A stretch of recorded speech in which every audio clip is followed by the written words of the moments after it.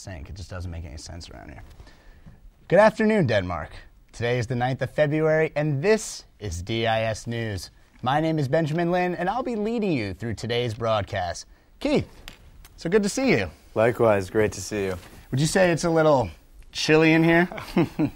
Not really. We're very much looking forward to your report. And Taylor, it's always a pleasure working with you. The viewers are eagerly awaiting your analysis of the Handball Championship. Go Denmark. For our first story today, we'll be looking into the recent hazing scandal that occurred at the University of Florida this past weekend.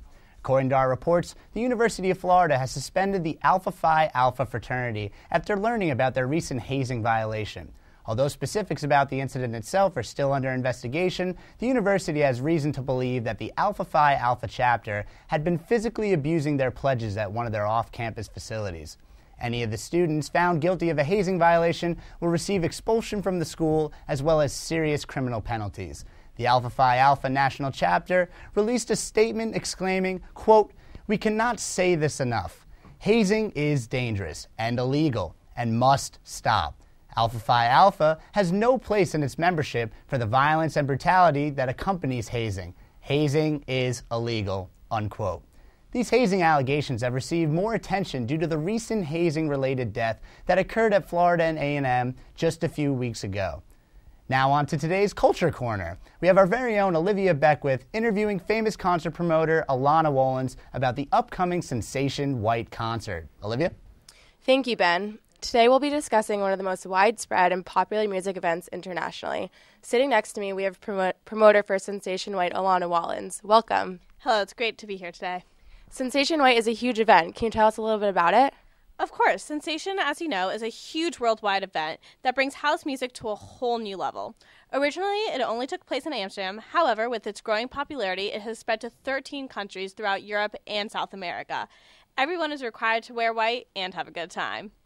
Sensation White is clearly popular now, but can you tell us a little bit about the history of how it got started? 12 years ago, just at the turn of the millennium, Sensation was created. House music was just becoming popular, and the first show didn't even sell out. However, as house music got more media attention, it became quite big in what it is known today. You may not know this, but Sensation is not only Sensation White, but Sensation Black as well. Oh, I've never heard of Sensation Black. Can you talk a little more about that? Don't worry about it. Most people haven't. Basically, Sensation Black is kind of like Sensation's white evil twin. It focuses more on hardcore and dark music, and while most people don't really know about it, it is quite popular within its target audience. Very interesting. So back to Sensation White. Are the concerts year-round, or is it during a specific timeline? The concerts are all year round. There's usually a kickoff concert at the first week of July in Amsterdam, and from there it continues throughout the year. Just this past November, there is a Sensation White in Barcelona, and this is very exciting. On March 17th, there's Sensation White will be going on in Belgium. So how does one buy tickets, and are they expensive? It's super easy to buy tickets. All you have to go on to our website, www.sensation.com, and right there is a list of all the locations that Sensation takes place in, and all you have to do is click on your venue that you want to go to, and you can buy tickets from there. Tickets cost €55, but we have exclusive deals and packages. And once you pick a venue that you wish to go to, we usually have buses shuttling people from certain hotels to the venue. So clearly these concerts are very popular across Europe, but do you think Sensation White will come to America anytime soon? I'm so glad that you asked. Yes, in fact, Sensation White just came out with news that they will be coming to America starting this summer. I can't give you the exclusive details on the whens and wheres, but if you continue to look on our website for current updates, I'm sure that you'll see them soon. Just a little hint, they'll probably start coming out in March. Well, I think that's all the time we have for now, but thank you so much for joining us. Thank you, and hopefully I'll see you in Belgium soon. Back to you, Ben. Thanks, Olivia. I'm looking forward to that concert very much. Back to today's news. We will now take a further look at the European Greek financial crisis. Today in finance, talks of Greece's debt crisis continue to dominate the international economic sphere. Athens faces loan repayments to private lenders of 14.4 billion euros due on March 20th, which it simply cannot afford to pay. Additionally, Greece has failed to cut its deficit further, perpetuating its debt crisis.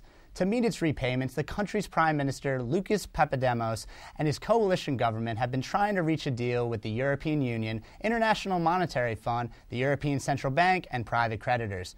New concerns emerged this morning when, after more than 7 hours of talks, Greek PM Lucas Papademos failed to secure the support of his coalition for a set of new austerity measures. He met officials from 3 parties to try to secure a deal leading to a new bailout package. According to the official reports, the main stumbling block has been proposed pension cuts amounting to 300 million euros. Papademos and the so-called Troika must come to a decision before a meeting consisting of Eurozone finance ministers. February 15th is the deadline for a deal to be finalized in order to allow enough time for the Greek debt exchange. And now we'll have Brenna out in the streets to ask citizens of this fine city their opinion of the financial crisis. What do you guys think about the bailout happening in Greece right now, the economic crisis? I think it's terrible. Yes, because especially the families who don't have any money and then can't afford the children. Yeah. I don't know very much about it, but as my mother said, the children are having a very bad time right now. Yeah. Do you guys hear a lot of information on it around here? Is it kind of like the big headline thing? That's all that's happening? No, it's not. Okay. All right. And how do you think it's going to affect Denmark? I don't think it's going to do anything here. Okay. Oh, that's a large question. I think it's hard because it had so much impact on every other country in the EU that it's hard to comprehend that, and it's a lot of money we're talking about. So it's I hope they find a solution that won't make too much of an impact on normal people in every country. And I think that problem with the finances that a lot of guys who's basically like to screw the normal people, and they shouldn't be allowed to do that. The Greek, I mean, that's it's one of the courageous countries that are being left out of European Union. Oh, I haven't followed that so much, but I have seen it on TV and it doesn't look good. No. I know it's a lot about a group called Illuminati. Yeah. Because the whole world is on a stake. I don't know how to say it, but how do I say it? The way they want to create a one world government. One world government, and the way to do it is to get the economy. What? Economy. Yes, down on the ground. Sounds like a tough burden for this country and Europe as a whole.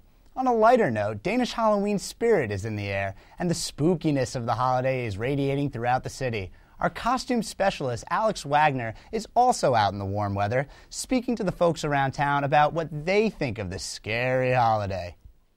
Today we're on the streets of Odense to find out more about the holiday Fossilhound, which is known as the Nordic Halloween. Something about witches or something in the old days. I don't remember quite exactly, but that's just fun. Yeah, it's kind of like the Danish Halloween. Yeah. So is it supposed to be scary and spooky? I think it's supposed to be scary because you don't see the decorations like with the pumpkins and all that here. Mm-hmm. It's more like dress up as something you want to be. What are you going to dress up as? I actually have a Darth Vader costume at home, so maybe. In Denmark, we don't do the Halloween thing so much because it's like an American tradition in our culture. Yeah. So you don't trick or treat or get pumpkins or anything? The children do it now, but we didn't do it when we were kids. No. Yeah. And do you think it's something you could grow out of? Like you feel too old to participate now? Yeah, a little bit. Yeah. Normally we only go to the party in school, and the children are all dressed up, and then they sometimes put candy in, like in a piñata. And then you do the same, smash it. And he has a costume where he's a kind of ghost, but like, in Halloween. And then they eat some kind of cookie. What are you going to dress up as?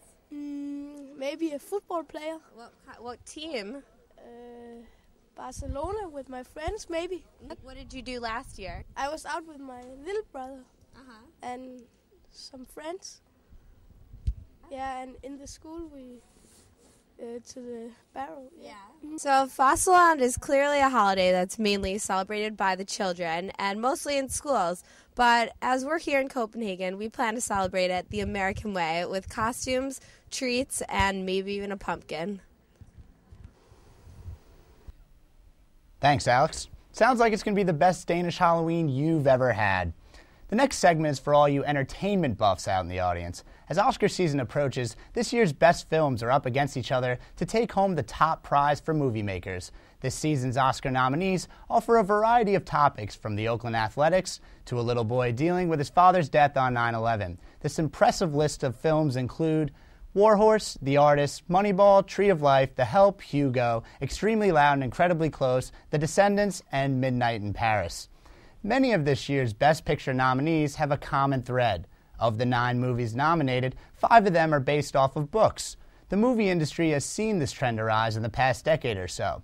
With some of America's favorite books coming to life on the big screen, we see some big names appear as well. Famous directors such as Martin Scorsese, Steven Spielberg, and Woody Allen take on the task of fulfilling readers' expectations. The viewers also get to see familiar faces, including Brad Pitt in 2 nominated films, George Clooney, Emma Stone, Tom Hanks, Owen Wilson, and Sandra Bullock. Billy Crystal is returning for his 9th time to host the show, and it is sure to be an entertaining event as always. He has not hosted the show since 2004, but is eager and ready to step back onto the stage. Remember to tune in February 26th for a night filled with stars and awards as we find out which one of these great films will get the highest honor in movie culture. And now to one of my favorite segments, Weather with Keith.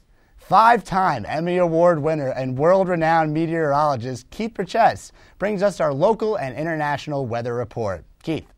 Thank you, Ben, for your kind and very accurate introduction. Well, as you can probably feel, Europe is in a severe cold spell. Temperatures have reached record lows all across the continent. Temperatures have been so cold that over 300 people have been killed. And it isn't just Europe anymore. The cold front is shifting across Central Asia and down into Africa. In fact, there's even been snowfall in the Sahara, giving them their first snow in 30 years. As you could probably guess, it's cloudy in Denmark. Here in Odense, we're feeling the cold. With winds swirling in from the northeast, it's -2 degrees Celsius right now. And by tonight, wind should bring us down to a low of -8 degrees. But stay positive, my friends. Looking at the 5-day forecast, it looks like it's finally going to heat up by Sunday afternoon. We should be shifting from negative to positive degrees. After taking a dip into Sunday night, we should be all positive through Tuesday. Last week, our viewers asked us what they can do to beat the cold and keep from getting sick. We've put together a few tips to stay healthy during the cold front. First, wash those hands, people. Research has shown that using soap and water kills more bacteria than convenient hand wipes. Another big one, know where the germs are hiding. Phones and remote controls have been proven to collect high levels of saliva or other bodily fluids that can contaminate the body. Phone mouthpieces and remotes actually contain more harmful contaminants than diaper changing mats, so watch out for those. Finally, keep eating and get your rest. Studies show that sleeping allows you to release growth hormone, which stimulates the immune system. That's it for your critical weather tips of the day. Now to Taylor with the sports report. It wasn't an easy task for the Danes to reach the championship game. They fell 1-2 early on with a win against Slovakia and losses to both Serbia and Poland. Because of this, not only did they have to come out strong against Sweden and produce a win, they also had to rely on certain results from other teams. Incredibly, the results favored Denmark, and they moved from the group stage and on to the semifinals. This alone made for handball history. They became the first team ever, both on the men and women's side in European Championship history, to advance to the semifinals, having carried 0 points into the main round. Denmark met Spain in this semifinal and was able to squeeze out a victory by a margin of 1 point, 25-24. Then came the time that the entire country of Denmark was waiting for. The Danes met Serbia in the final match that came down to the final seconds. It was a low-scoring game with the Danes coming out victorious, beating Serbia 21-19, and earning their second European Handball Championship in the nation's history. They returned to Copenhagen the following day, greeted by loud cheers and thousands of Danish flags, waving in excitement and celebration. For the Danes, it was a good day in sports. Thank you, Taylor. From all of us here at DIS News, we like to thank the billions of viewers out there who make our news station what it is today. My name is Benjamin Lin, and as the great poet Nas once said, Whose world is this? The world is yours. The world is yours. Have a great week.